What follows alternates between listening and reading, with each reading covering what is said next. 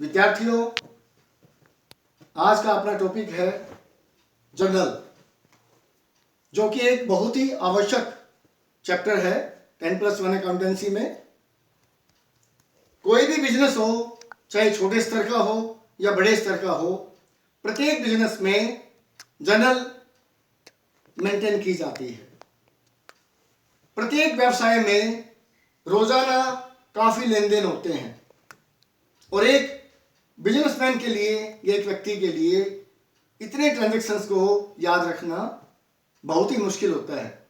इसके लिए वो जिस बुक का सहारा लेता है वो है जर्नल प्रॉपर। जर्नल में प्रविष्टि करने के लिए पहले हमें खातों के प्रकार को जानना आवश्यक होता है, क्योंकि जब तक खातों का पता नहीं होगा तब तक हम जर्नल में एंट्री नहीं बना सकते। तो हम सबसे पहले जानेंगे खातों के कितने प्रकार होते हैं। पहला प्रकार है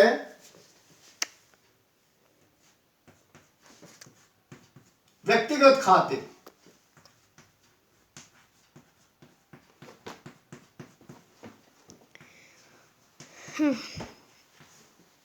और इनको इंग्लिश में बोलते हैं पर्सनल अकाउंट्स। दूसरा है वास्तविक खाते।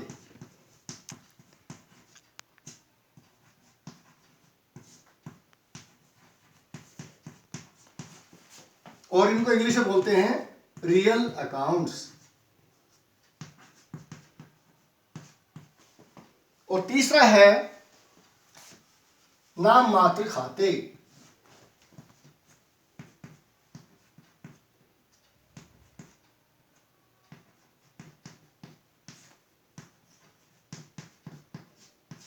Nominal accounts.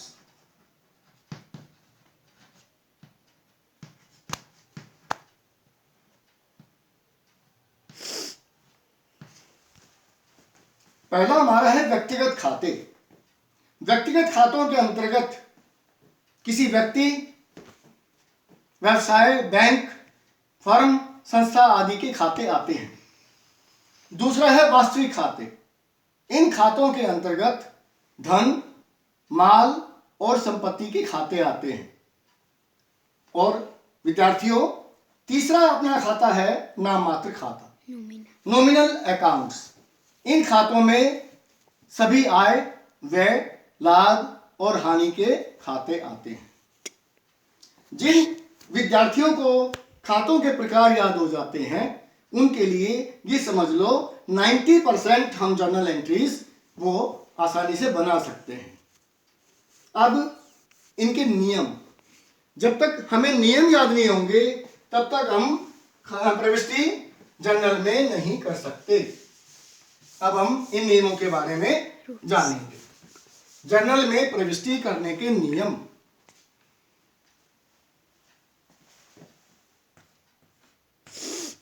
ठीक है, जब भी कोई व्यवसाय जर्नल में प्रविष्टि करेगा उसके लिए जर्नल में प्रविष्टि करने के कुछ नियम लागू किए गए हैं। पहला नियम है व्यक्तिगत खातों के लिए, पर्सनल अकाउंट्स के लिए जर्नल में प्रविष्टि करने के क्या नियम हैं। इसका नियम है debit the receiver, credit the giver. इसका मतलब क्या है? डेबिट द रिसीवर, यदि कोई व्यक्ति, बैंक, फर्म, संस्था व्यवसाय से कुछ लेती है, कुछ प्राप्त करती है तो उसको डेबिट किया जाएगा।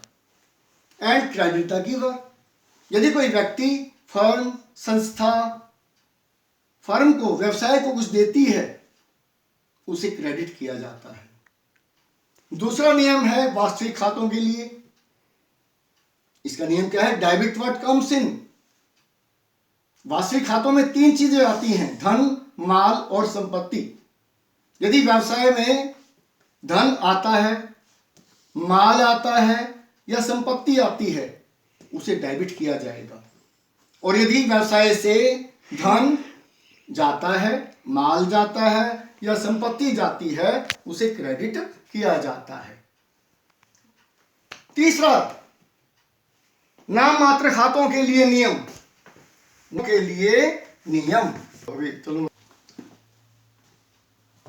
विद्यार्थियों, जनरल में प्रविष्टि करने का जो तीसरा नियम है वो है नाममात्र खातों में प्रविष्टि करने के नियम। इसका नियम है debit all the expenses and losses.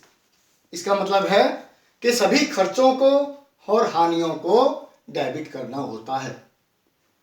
Credit all the incomes and gains.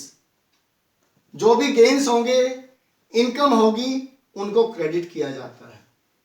विद्यार्थियों, खातों के प्रकार और जर्नल में प्रविष्टि करने के नियम अगर आपको समझ में आ गए हो तो मेरे इस चैनल को लाइक करना, सब्सक्राइब करना और कमेंट करने से मत चूकना। Thank you for